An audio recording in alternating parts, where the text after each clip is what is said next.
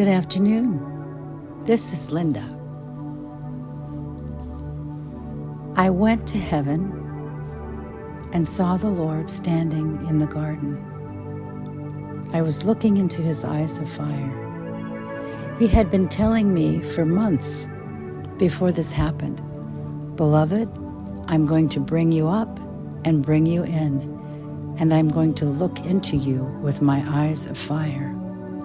And that fire will come into you and will never burn out. And those who receive me through you will receive my fire, and that fire will never go out." I went to a friend's house who was having a gathering, and there was a couple of kids there, like 10 and 11, I think, a girl and a boy. And as I began to share my Jesus with them and all the others, I knew the Lord had something very, very special for the two children. So I took my time in sitting with them and just sharing. And I shared what the Lord had told me about taking me to heaven to see his eyes of fire and imparting his fire into me. And as I was talking about this, the young boy was captivated with my eyes.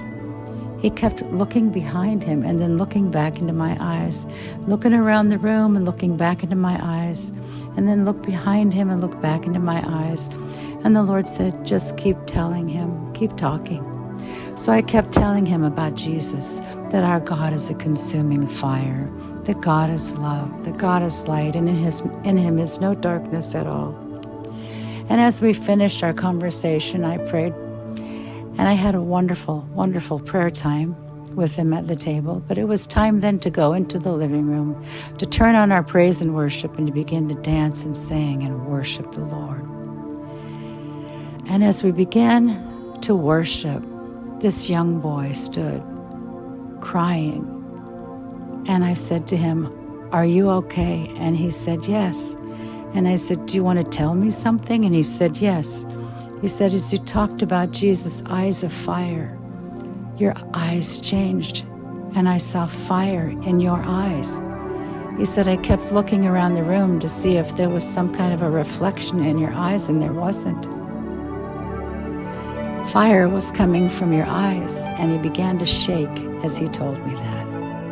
And I said, "Well, you know, that has to be the Lord, because I can't make that happen." And he said, "I know." And then he began to sob, "It's Jesus, it's Jesus, it's Jesus." I laid my hands on him and prayed for him, and he laid on the floor and had quite a wonderful time resting in the Lord and having his own encounter with God. I know the Lord loves our children. He loves children of every age, no matter how young, how old we truly are. But I know ours is to train up the children in the way that they should go, and that when they're old, they won't depart from that. But what does that truly mean? I think it means that we are encountered with wonderful encounters by our Lord, and they're in part of those encounters, and those times that we're alone with him, we have those special times. But that we live in such a way that being in a beautiful moment or moments with the Lord is more real than anything else in this world.